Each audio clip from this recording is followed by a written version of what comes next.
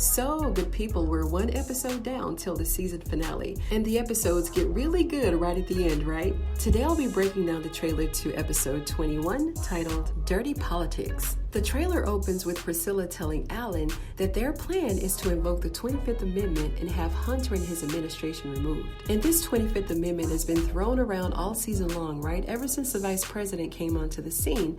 And this means that if the president is unable to perform his duties as president, then the vice president will become the president or the acting president. So we know that Alan is hesitant to do anything, right? When somebody else is going to know besides him. He tried to shoot Hunter last week, but he didn't go through with it. And as long as he's the only one knowing about it, then he can pull things off. But otherwise, he's not going to move so quickly. Priscilla told him that she's having a meeting with the vice president and that he's going to help them. He told Priscilla that if they invoke the 25th Amendment, that they're all going to be killed. So what do you think is going to happen if you shoot Hunter, Alan? Huh? Please enlighten me. I'll wait.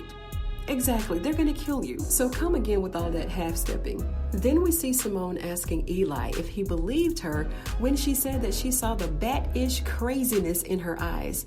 And if he didn't believe her, I did. I'll try to insert her eyes here and just watch how her eyes were rolling around in that twisted little head of hers. Then Eli said, if what you say is true, then we're saying that the president and first lady are murderers. Duh. Isn't that why you're trying to invoke the amendment? He said that he didn't want to believe her. So Eli, I need you to stay focused. Isn't this why you're gathering up allies and hiring Bobby and Max to be your security? And isn't this why your sweet little wife wants to have Jason moved and under FBI agents' control? Because they're murderers, and they're covering up murders.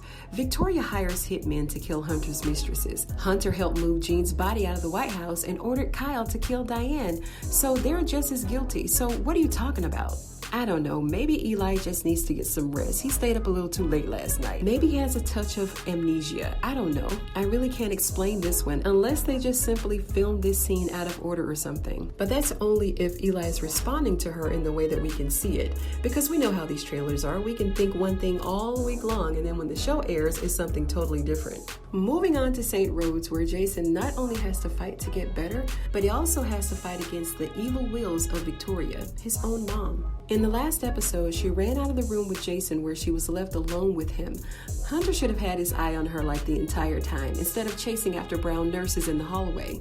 She said that Jason was foaming at the mouth when she conveniently and helplessly fell into Hunter's arms. He wanted to know what she did with him, and then he accused her of something. And whatever it is, I'm sure she did it, right? Whatever it is, it doesn't matter. She did it. He reminded her and he said, that's our son. And she said it was an inconvenience. So again, I'm not sure if she's responding directly to Hunter in what he just said or something else. Either way, if she's saying that Jason was an inconvenience, then I know exactly why.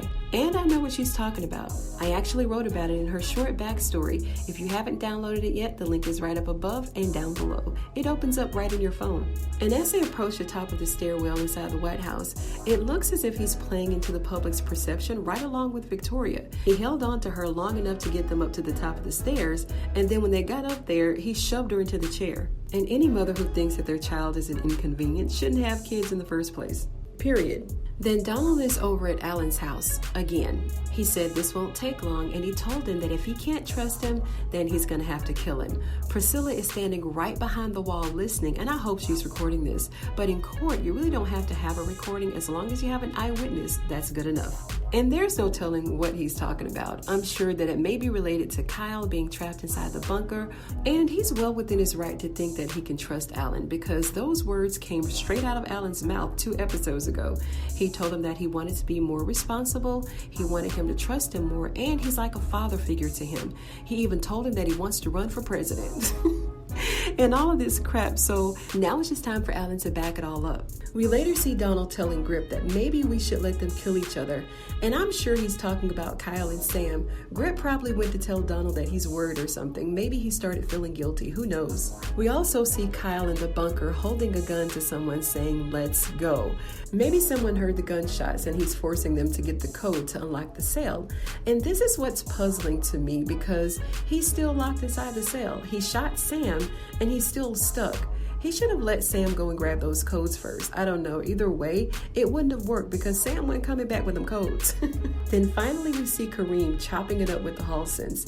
And now we know exactly what happened to him on his little field trip with Hunter and Grip. They took him to the Washington Monument and hung him upside down, scared the crap out of him.